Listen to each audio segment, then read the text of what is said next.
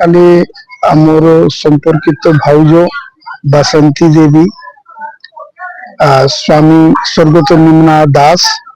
ତାଙ୍କର ଧର୍ମପତ୍ନୀ ବାସନ୍ତୀ ଦେବୀ ସେ ତାଙ୍କ ଘର ପାଖରେ ହଠାତ୍ ମହୁମାଛି ଆସି